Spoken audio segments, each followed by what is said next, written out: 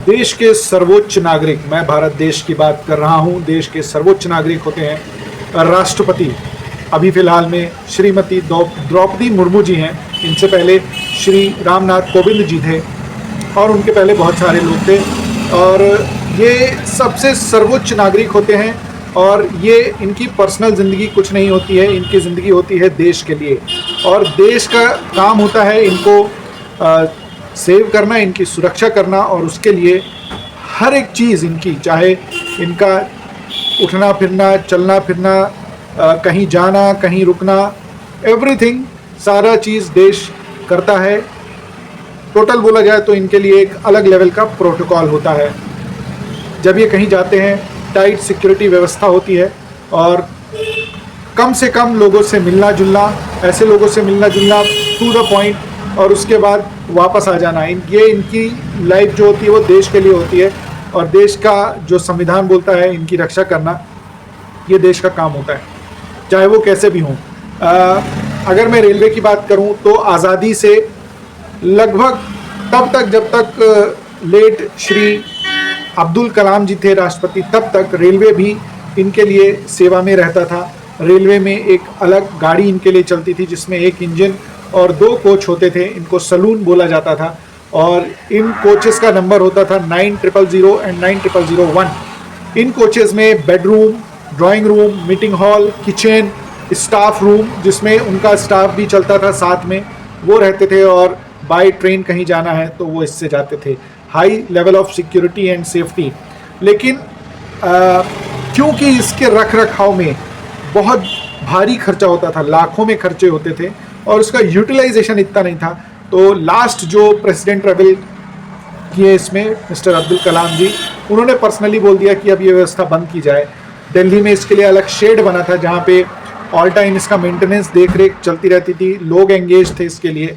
लेकिन ये कंपैरेटिवली इतना यूज़ नहीं होता था क्योंकि राष्ट्रपति अधिकतर बाय एयर जाते हैं, हर जगह ट्रेन जा नहीं सकती है और डेफिनेटली जब ट्रेन से जाएंगे तो समय ज़्यादा लगेगा, इसके कारण बाय एयर से ज़्यादा जाना फिजिबल रहता था।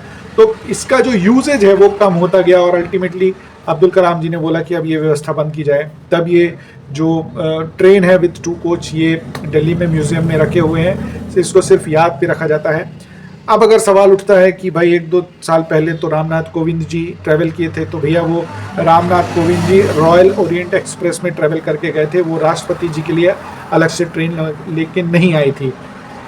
बहुत सारी व्यवस्था होती है, टॉप सिक्योरिटी होती है, bedroom, dining room, meeting hall with safety and security. और कहीं कहीं तो ऐसा भी सुनने में आता है कि इस ट्रेन में जो किचन होते हैं वहाँ पे लगभग 14-15 किलो के आसपास वजन के चांदी के बर्तन होते थे, उन्हीं में राष्ट्रपति जी का खाना बनता था, उनको परोसा जाता था। मतलब बहुत सारे चीज़ें होती थी, प्रोटोकॉल्स हैं।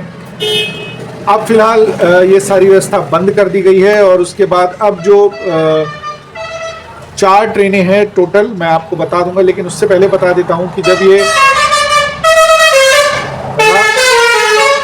राष्ट्रपति जी की ट्रेन जब चलती थी तो उससे पहले उस ट्रेन के आगे एक गुड्स ट्रेन जाती थी उसी ट्रैक में, उसके पीछे एक ट्रेन जाती थी जिसमें DRM होते थे, वो इंस्पेक्शन करते हुए जाते थे, और उसके पीछे फिर राष्ट्रपति जी की ट्रेन चलती थी। इतना हाई प्रोटोकॉल्स होते थे।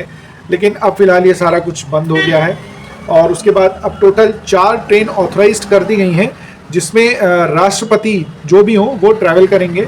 वो है royal orient express, Deccan odyssey, Maharaja express और पैलेस ऑन व्हील्स। डेफिनेटली ये टॉप क्लास ट्रेन्स है इंडिया की, तो भैया इसमें ट्रैवल भी टॉप क्लास आदमी ही कर रहा है, राष्ट्रपति कर रहा है, भारत का सर्वोच्च नागरिक कर रहा है, तो डेफिनेटली इसमें ही करेगा।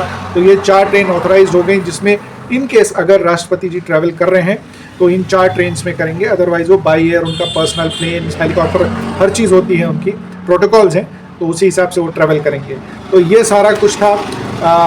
राष्ट्रपति जी का जो सलून बोला जाता है उसको सिंपल लैंग्वेज में बोलते हैं, 1 इंजन 2 कोच के साथ ये चलता था, लेकिन अब फिलहाल नहीं चलता। अब इसके दर्शन आप म्यूज़ियम में कर सकते हैं। बेहद लग्जरी चीज़ थी, बेहद लिक्रेटिव चीज़ थी, लेकिन अब नहीं है।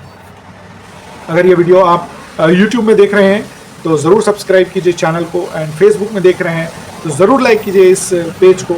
ऐसे ही इन्फॉर्मेटिव वीडियोस आते रहेंगे। बहुत बहुत धन्यवाद। जय हिंद।